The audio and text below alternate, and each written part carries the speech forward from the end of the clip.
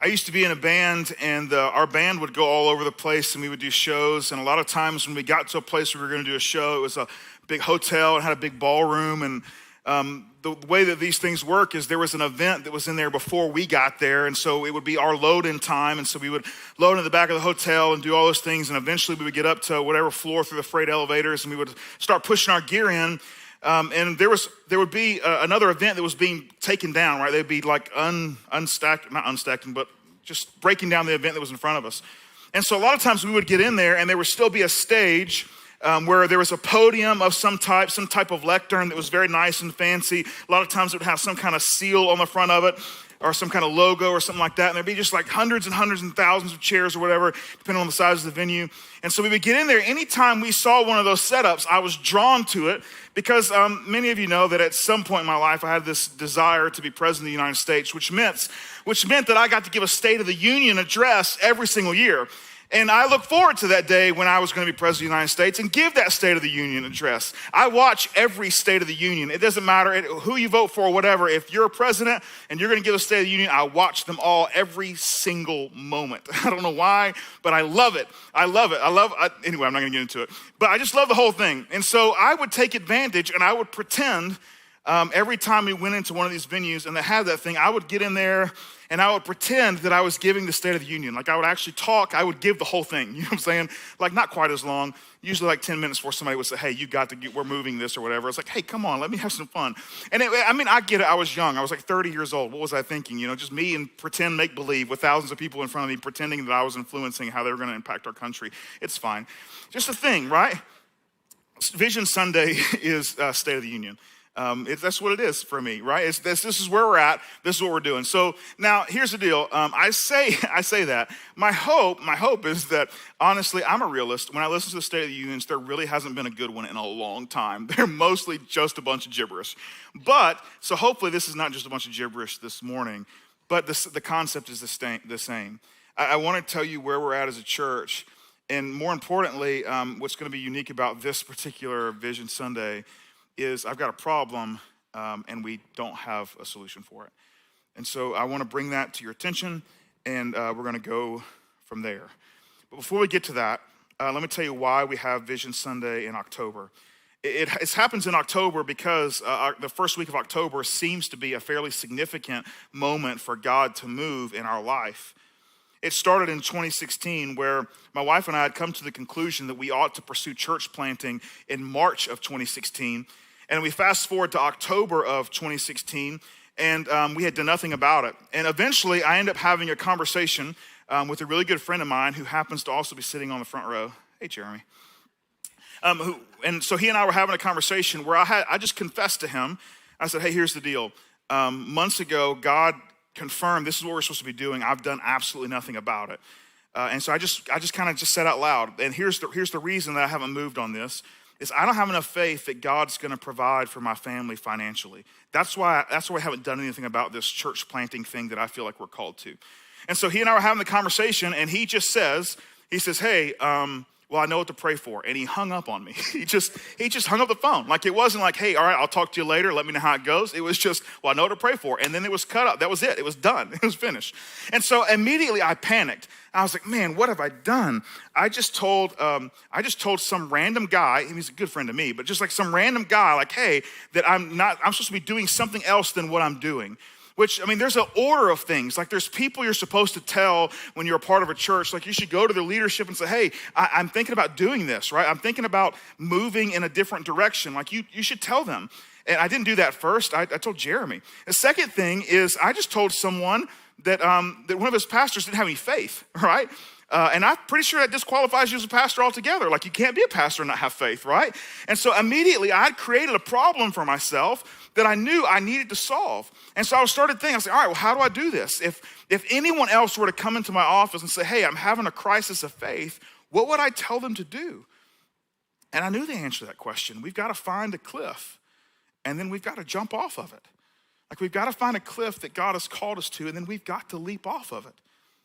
And so I opened my laptop, and I went to stadiachurchplanting.org, and I filled out an application to be a lead planter. And I sent an application, and the next day I went in and I told the leadership at our church, I don't know what, I don't know when, I don't know how, but I do know it started last night. And I sent my application in. I'm waiting to hear back on what my first and next steps are. That was the very first week of October 2016. We fast forward a full year to the week. We were holding a fundraiser that was supposed to be happening at the end of that week. And the fundraiser was to help us raise money for the church that we were launching. And we needed to raise about $400,000 total in the entire process to get the whole thing moving, right? The problem is that we hadn't raised that. We were short. And so we were going to throw a fundraiser. We made it really fancy. We called it like a gala, but it wasn't a gala. Some people called it a gala. I didn't know what to call it, so I called it a gala, and that's what we did. But it was fancy. I wore a suit, like I didn't put a tie on, but I had a jacket on, like in pants that matched. It was fantastic. So I wore that thing. People dressed up. They came, like it was a big deal. Well, we were donated the facility to do it. It was out here at this place called Fox Hall. Y'all probably heard of it. Not too far from here. And so we were going to have it at Fox Hall. Someone donated the opportunity for us to be there. And it just so happened that there was a place at the end of the venue that had a bar.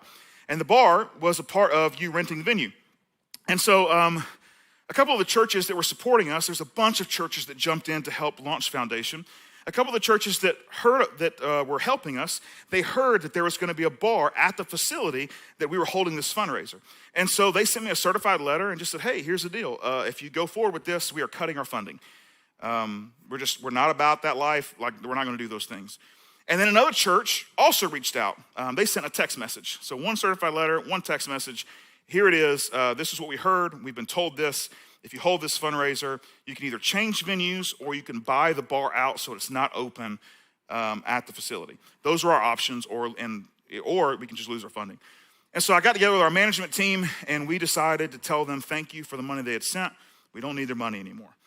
Because at the end of the day, addiction is something that's had an enormous stranglehold on my family for a number of layers and generations. But more specifically, or more recently, my biological father is no longer alive because of a drunk driving accident where he was responsible. And that happened really, really young, like 1987 for me. My mom also has had a number of addiction issues, and is still something she fights today. And so what I didn't want was to be a part of a church that pretended like alcohol wasn't a thing, that didn't examine and display what responsibility looked like.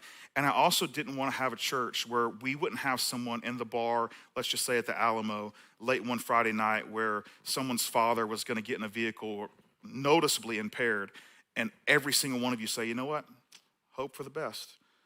But I wanted a church that would say, you know what, I'm going to step in and inconvenience myself because I know he's going home to somebody.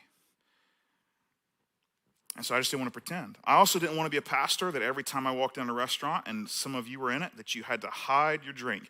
You're like, oh, here he comes, put it on the table. And it's like, shoot, that's the hand I shake hands with. How am I going to do this? Hey, like I didn't want to do that either. Like that's just not, I didn't want to be a part of that, right? And so that's what we said. We said, hey, here's the deal. It is what it is. And I don't drink because I'm scared to death that it's genetic, and so I stay away from it. It's not something that's part of me. But for sure, we have created a community of people that make that decision, that continue to do that responsibly. And I think our community is better for it. And our community continues to get better for it. So that's the decision we made. In total, we lost $90,000 in support, which is not good because our fundraiser only raised $14,000. And so we were a little negative.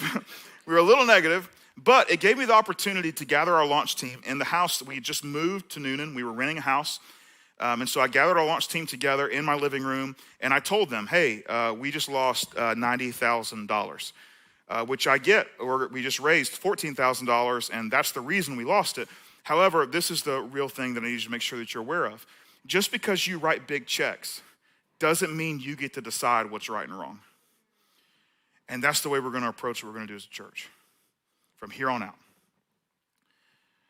So we planted foundation 90 days later after that fundraiser, January 2018, out of Newnan High School, after 11 months of community discovery and engagement. And we just finished our 69th month in September. What's interesting is in 2016, the issue was I had no faith that we would be covered and handled financially. A year to the week later, we lose an enormous amount of money. And my fear is becoming reality. Thankfully, we had an incredible team, a management team that was very supportive, a staff team that helped us move forward, and a launch team that was supportive. And since we launched weekly gatherings in January of 2018, we have made budgets 69 out of 69 months in a row. Now, I think you probably, if you've been here all year, you've probably noticed that we don't talk about offering all that often. In fact, I've only mentioned that we take up offerings 6 times this year, since January 1st, 2023. What's crazy about that is that we track first-time givers because we know that's an enormous step of faith when someone decides to trust the church with their money, because historically the church as a whole hasn't done a great job with people's money. And so we track first-time givers to know, hey, is this resonating with people? Our first-time givers just this year is up 20% higher than it's ever been. And we've mentioned offering the least that we've ever mentioned it. And I think it's not because we don't talk about offering, but it's because you get to see what your funds do every single week.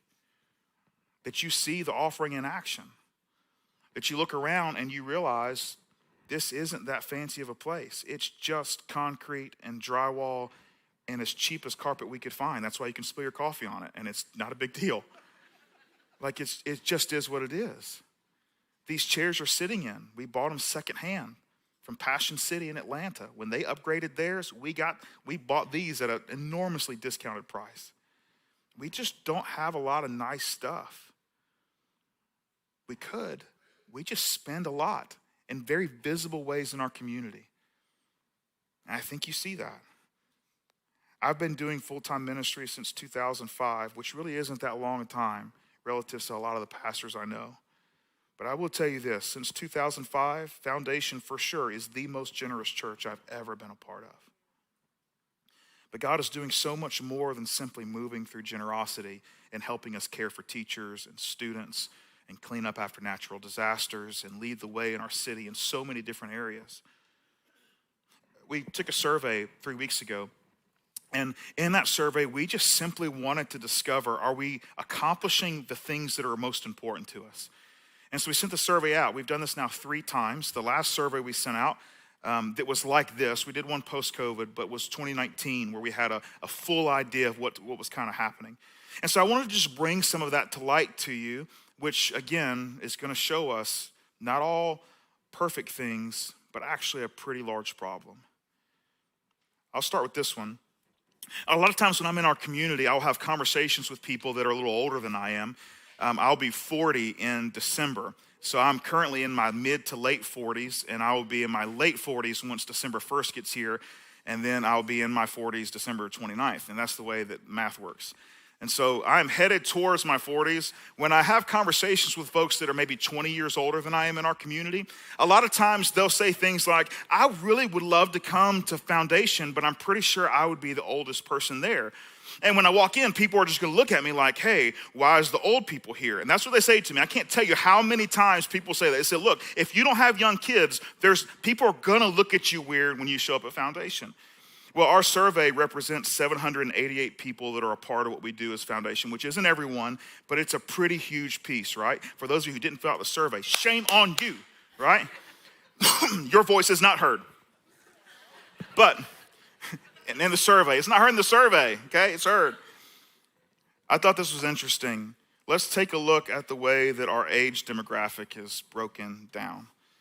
For sure, if you're over the age of 70, only 2.3%, right? That's a small percentage. But look at that percentage of 50 to 70-year-olds, 50 to 59, 60 to 69. That's like almost 25%, almost a quarter of our church, right? If you take that with the over 70, that's well over a quarter of our church is on the plus side of 50, right? Now, obviously, there's an enormous crew of 30 to 49-year-olds, right? Huge crew. I mean, that's the overwhelming majority. But then we've also got this really interesting crew that just keeps growing of 18 to 29-year-olds. Any 18 to 29-year-olds in anybody? Okay, we got a few. Yeah, how about that? That's it. That's it. In other words, what we begin to see is that our church is multi-generational. That we're built to make an impact right now, today. We don't have to wait. We can do something right now. But we're also built to make an impact a generation from now and a second generation from now. So let's get into the problem. We asked a question in our survey. How many of you or how many friends have you invited to church in the last 12 months, right? Here's what people said. 13.8% of people said, hey, we haven't invited anyone. Now, you might think that's the problem. That's not the problem. That's actually a really, really low number for a church our size, right? But only 13.8% of people haven't invited anyone. That's not the problem, right? Some people are new. They just don't know. They're just trying to figure it out. That's an extremely low number. The problem is this. 86.2% of you have invited friends. That's a problem. 33.9% of you have invited 4 or more friends, right? Now you're wondering, well, what do you mean that's a problem? We're going to get to the problem. When we asked the question, how did you hear about Foundation? 5.2% of people said Google. 0.6% said Instagram. 21% said other, which that was just, there was hundreds of options in there that people said. Like it was just all kind of craziness, but it made up 21%. 1.1% said the school system. 4.9% said the ice cream truck, which blows my mind, by the way. Only 4.9% of people. We've done 735 events, given out 126,486 pieces of ice cream, and only 4.9% of you? Are you kidding me? What? 1.1% from the billboard. For those of you who don't know, we had a billboard for about 60 days or so. The Stadia, which is the organization we planted through, had these buckets that you would raise money to kind of do to get things started. One of them was a marketing budget, and there was an enormous amount of money that was put in this marketing budget. It was like $30,000 to raise awareness in the community. The overwhelming majority of that was supposed to go to a mailer that was going to go to people's houses like 3 times over 6 weeks. And so that's what they wanted me to do. And I was like, I don't want to do a mailer because when I get mailers, I just rip them up or I make fun of them and I throw them in the trash. Like, I don't want to do a mailer. And they're like, no, you got to do a mailer. And I was like, I'm not doing a mailer. Like, I know this is your suggestion and I appreciate that, but I don't want to do a mailer.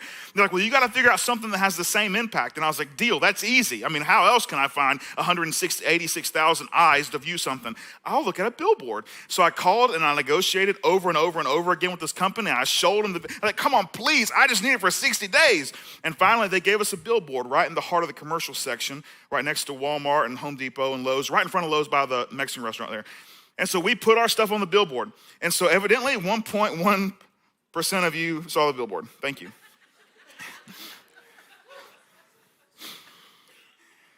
8.6% a community event. 6% Facebook. Here's the problem. 51.4% of you said a friend.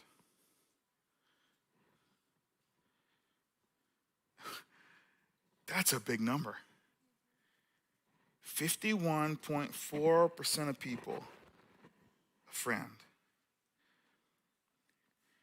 And the thing is, 86% of you just keep inviting more friends.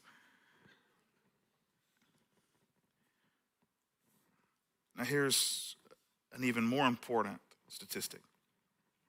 We asked the question, do you know someone qualified it with, interact with on a regular basis, who's disconnected from faith that you're praying will come to church one day? 80.5% of you said yes. Now, of the 788 people represented in the survey, that meant that there are 634 people that you're praying for that you hope will show up and give God a chance one Sunday. That's a lot of people. Do you see their face? Can you probably imagine where they are today? You already know when you'll see them next. And yet, for some reason, you have decided to say their name in front of the creator of the universe on a regular basis because they mean that much to you. I want to pause on our statistics for a moment.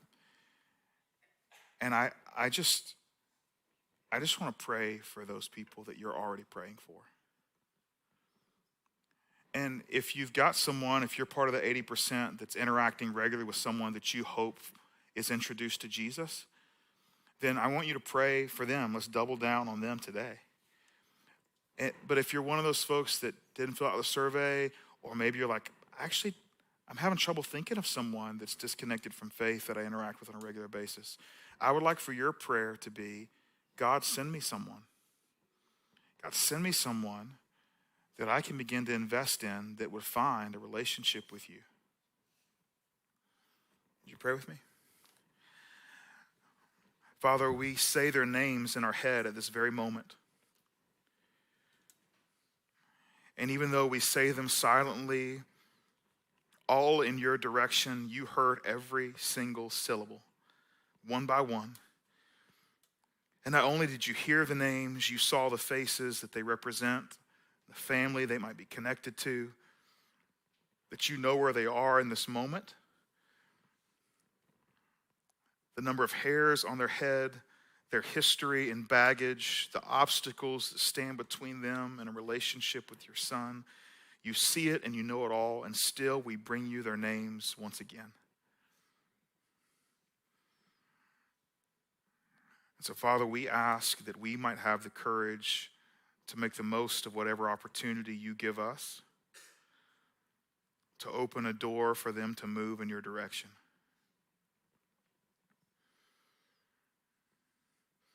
Father, we pray for the names we don't know yet and the opportunities you will trust us with, that we might do just as you ask. That those names, we won't see them as a coworker or as an employee of ours or as a boss or any other role they could possibly fulfill, but we would see them as your creation and someone that you are pursuing and desire a relationship with. We give you these names, and we give you the lead in our life to show us what to do about it. It's in Jesus' name we pray, amen.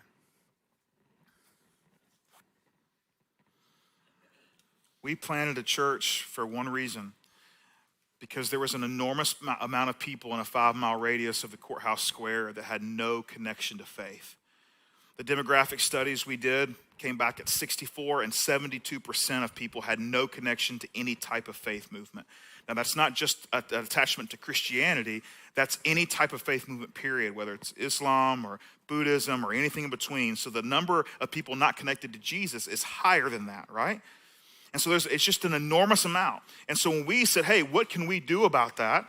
We said we want to plant a church that specifically targets and goes after giving people who are disconnected from faith an opportunity, as well as providing an incredible opportunity for people that are already connected with Jesus to fulfill the actual words of Jesus that he gave us that we find in the Great Commission, for us to go make disciples. In other words, that we would go and take something that's not and make it into something that is. Someone who doesn't follow Jesus and now they follow Jesus. And that was the commission that Jesus gave to every single one of his followers in his last words. He said, this is what I want you to do. And so when we look at national averages, if you were a church nationally and you were to ask the question, what is the percentage of people that attend your church that did not attend church prior to them attending your church? What would be a healthy number? And nationally, that average is 10%. If 10% of your church wasn't connected to church before they went to your church, that's a really healthy thing. If you want to be an overachiever, if you want to be like one of those churches that are seriously like chasing after lost people, 20%. That's the mark. If you can get to 20%, you are in a rare form in our country in terms of creating space for people who are disconnected to get connected. Now for us, we currently sit As of our survey just a few weeks ago, we sit just over 30%. Now, here's the thing. Church plants, when they're planted, are the greatest tool at reaching lost people. Typically, a church plant in their first year is filled 42% with people who were disconnected from faith. In 2019, we were at 39%. So at 18 months in, we had dropped 1% from whatever the national average is. Fast forward, 4 years later, we've now dropped another 9%. You see how hard it is to keep it up? It's extremely difficult to create a You Belong Here movement. We will have to fight every single year of our church's existence to keep that number north of where it ought to be.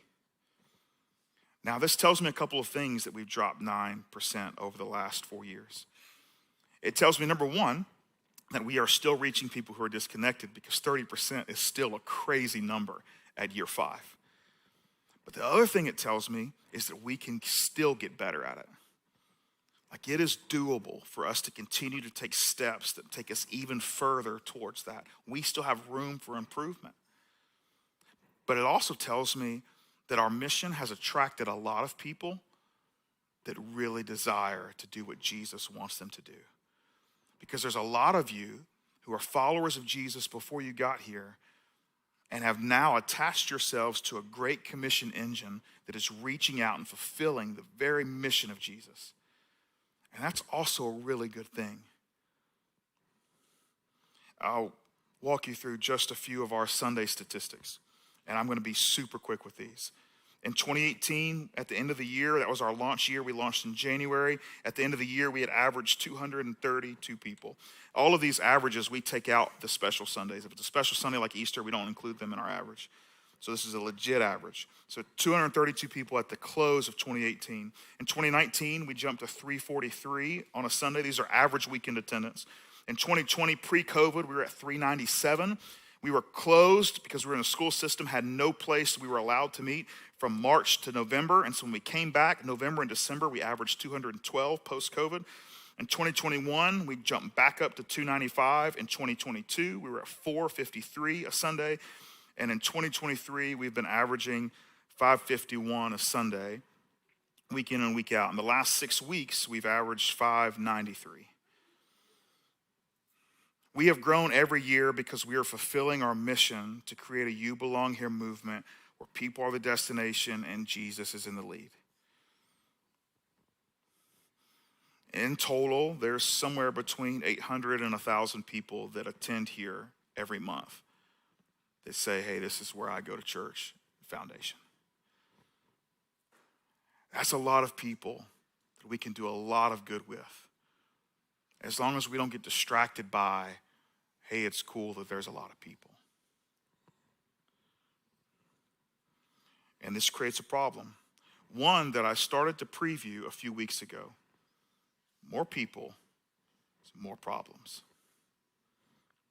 Problem. Are growing quickly. Here's the problems growth creates: seating, parking, personal connection, care. What is the solution?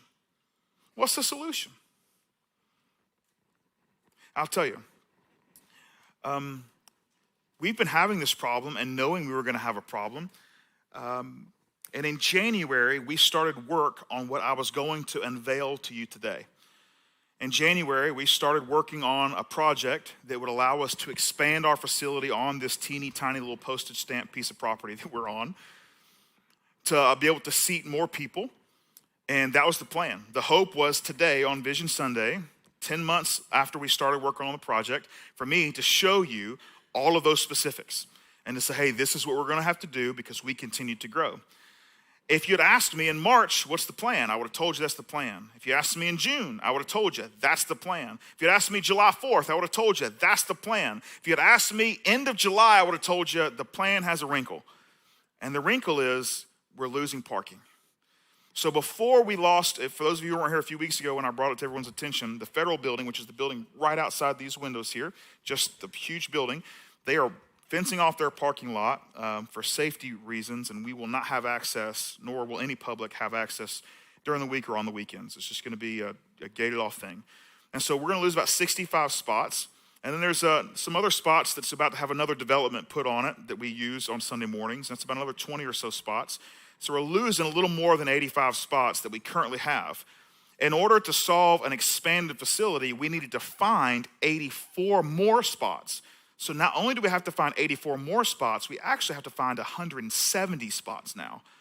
Well, there's not 170 spots with a solution for us to move that many people here, even if we were to shuttle them in 17 minutes, which is typically the time that y'all get here. We'd have to move you that quick. If you were willing to stand in the line when it's 38 degrees in the middle of winter, that'd be fine. But we can't build a shelter, you know what I'm saying? Get warming stations, like it's not doable. So it's created an issue. And it honestly, if we don't have a parking solution, it doesn't matter how large our facility is, you can't park here. And the truth is, when it's rainy and 38 degrees, you're not walking 4 blocks, right?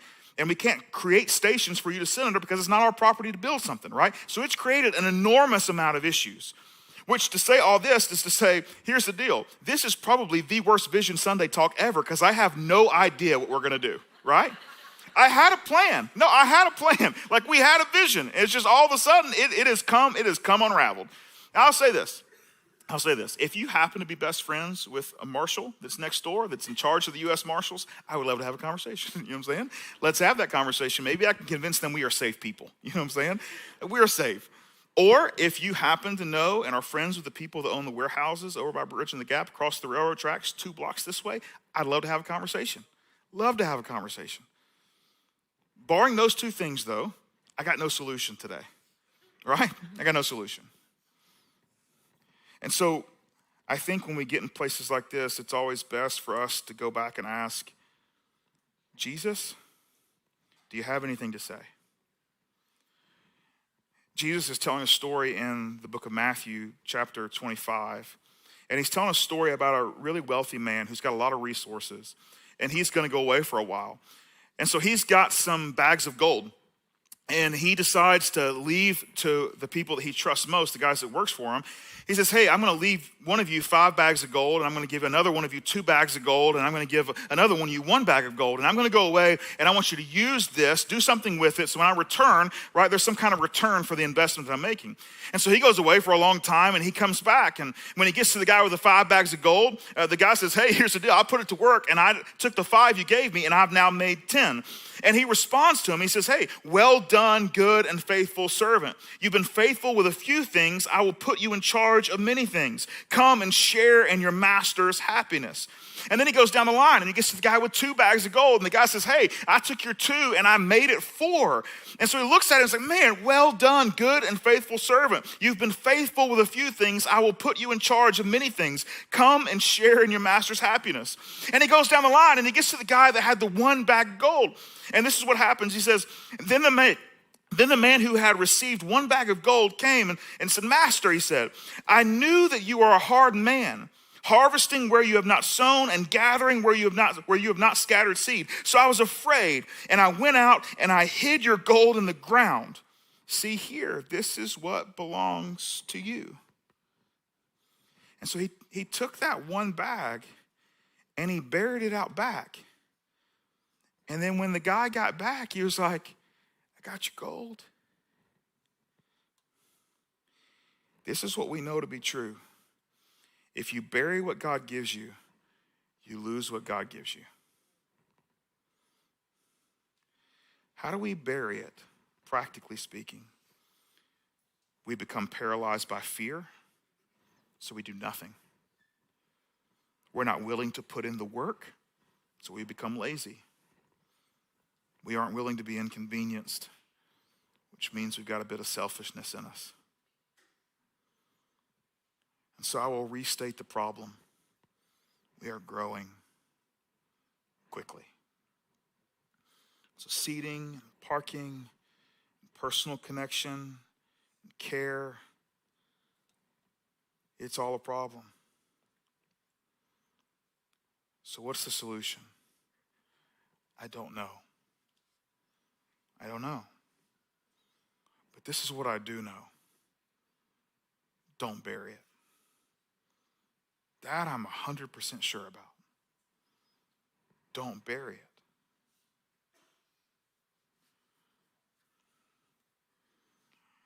So there's some things that have happened that are out of our control. And while we are working on trying to figure out a way to bring some of that into something we can manage, the truth is, at the moment, it's not.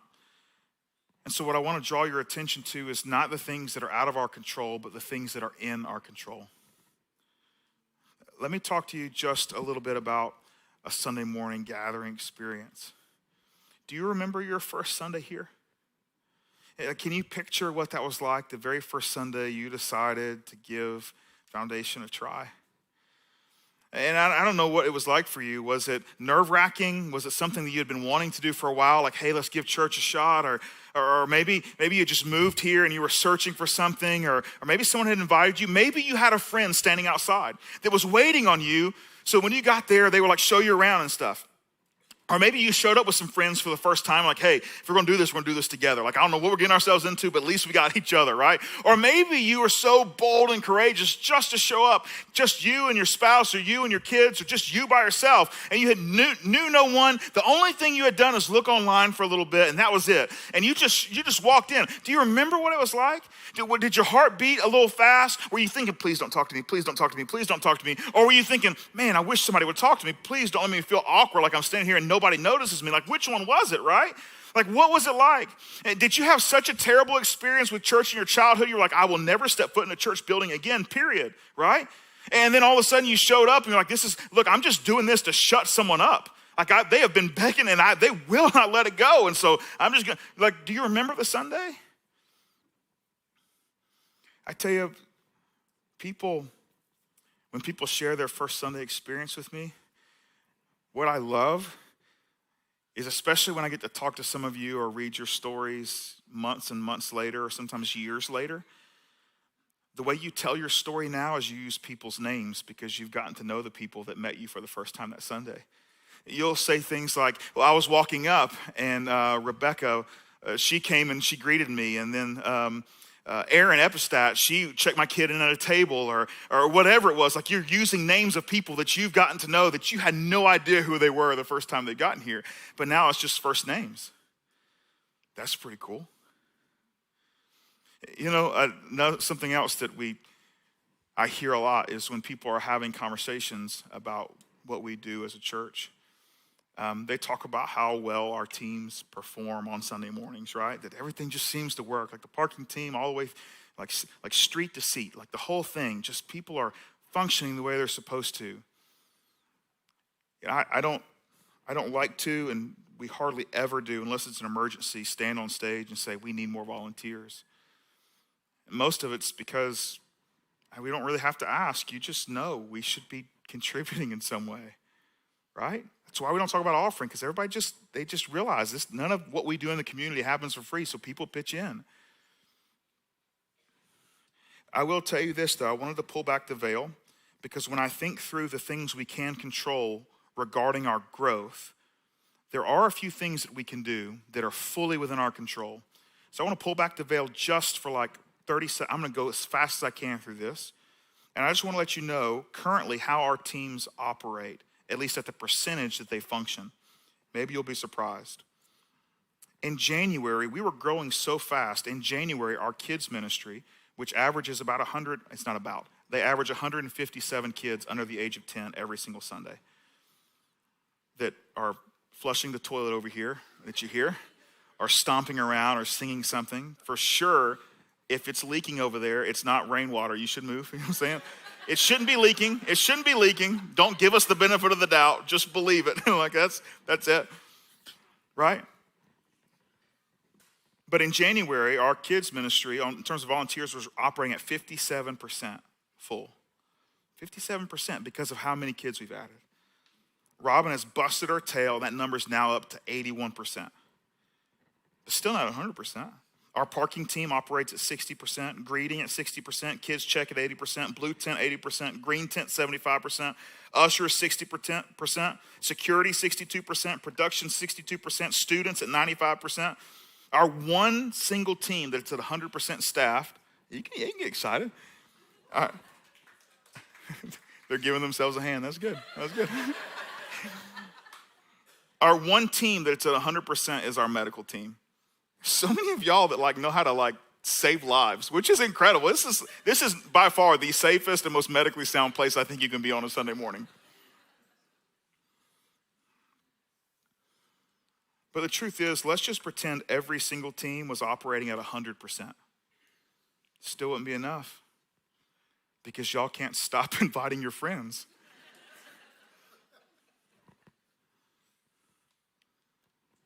That is something we can do. When I think through growth, this is what I fear. That one of you will walk in here on a Sunday and nobody will notice. That you'll feel like you're just a number. That you're just someone to fill a space and a seat. And at the end of the day, nobody cared whether you came or went. That's not what I want. Not what I want. The only way to continue to make space for people that you keep praying for and you keep inviting is for more people that are already here to step up in places of leadership and serving, to make sure that things feel small regardless of how big they actually are. That's the only solution. Because the truth is I will be outside of our gathering as long as we have gatherings. But I actually can't talk to every single one of you. I try to talk to as many of you as I can before and afterwards. But I miss people every week. And so if that's all it was, if it was just me doing it, then I've already failed. But the truth is that there are so many people that have said, hey, I'm going to be intentional about my time. I'm going to serve on whatever these teams are. We're not, even though our kids ministry continues to explode, I'm not going to be satisfied with 40 kids to 2 adults. That ratio's awful, and we're not going to do it. Like, we're going to figure it out. That's what we have to do. That's the only thing we can control, is the level of care and the way we serve people on Sundays. And if that's you this morning, in 2019, 72% of our people that attended gatherings served on a team. 72%. In 2023, as of last week, that number has dropped to 52%. Now, the overall number of people of serving is up, right? Because we're so much bigger. But in terms of the percentage, that means there's a lot of people that are waiting to figure out, how do I get plugged in? Well, let today be the day. The blue tent is just outside, and that's where you should stop. You should go to the blue tent and say, hey, I want to jump in. I want to be a part of the things we can control. Now, I will go ahead and tell you, when you ask, where do we need the most help? The volunteer should say, it doesn't matter where we need the most help. What matters is, where are you going to feel incredibly excited about serving? It doesn't matter what our church needs, because God has wired you. If there's an emergency, I'll let you know, and we'll get bodies in it, right? That's not where we're at. No, we want to figure out, where do you thrive? When you wake up on a Sunday like, man, this is what I want to do, that's where we want to put you. So it doesn't matter what our percentages are. It just matters, how's God wired you.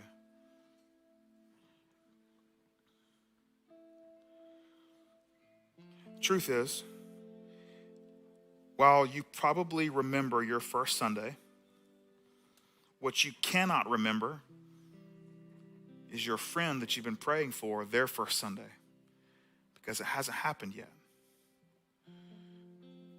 And so what will that Sunday be like? I get messages a lot, or people will stop me during the week and they'll see you at a restaurant or walking in the square, and then someone will come up to me and they'll say, hey, our friends that we've been praying for, we've been inviting, they're coming this Sunday. And I'm always a little stressed with it, because I'm not sure exactly what y'all are thinking. Like, all of a sudden I'm gonna like we were gonna be here Sunday, but now we're about to step it up. You know what I'm saying? Like there's a little pressure that I feel, a little pressure, like, okay, all right, well, here's the deal. You get what you get, don't pitch a fit, okay? Look, I'm bringing my A game as best as I can, all right? So I don't know if you're telling me so I can elevate a little bit or what, but that's not the way I take it. I take it as, no, the truth is, I just made a joke, but the truth is, no, I know why people are telling me, because they've been praying about it. And they know it's a big deal. It's not just another Sunday for them.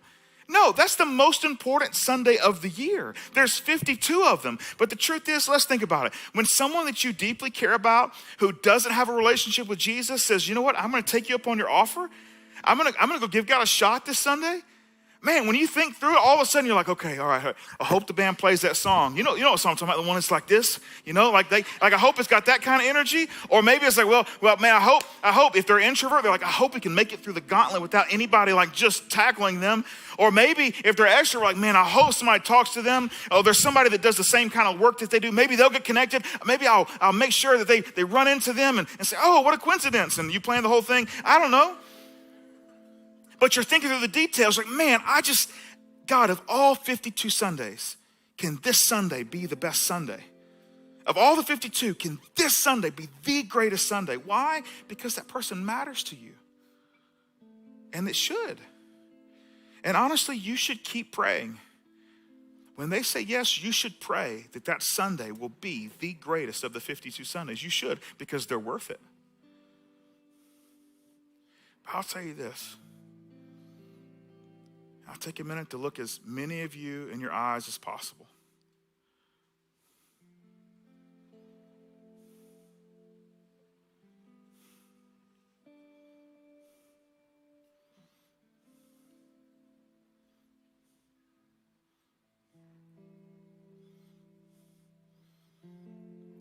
Every single Sunday, our staff will give you our best. We don't take Sundays off and mail it in.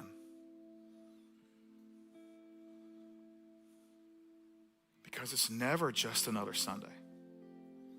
It's always someone's first Sunday. Every single week. We've had over 460 first-time guests just in the last 9 months. It's always someone's first Sunday. And they deserve our best. Whether we're short-staffed or fully staffed. The very best we have. And why do they deserve our best? Because Jesus deserves our best.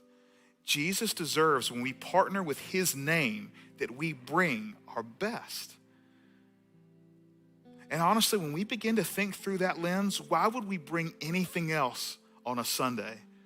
Or the other 167 hours of the week when we decide, hey, we're not just going to be a gathering church, we're going to be a sending church. We're going to be a people are our destination church, not a facility as the destination church. Our best. I know that there are first Sundays ahead of us, and I'm looking forward to every single one of them. And the 600 and some names that we prayed for by name earlier together, where we in our heads said them out loud towards God, I hope I get to be a part of every single one of their first Sundays. What a movement. What a special moment to be a part of catalytic moments in their lives.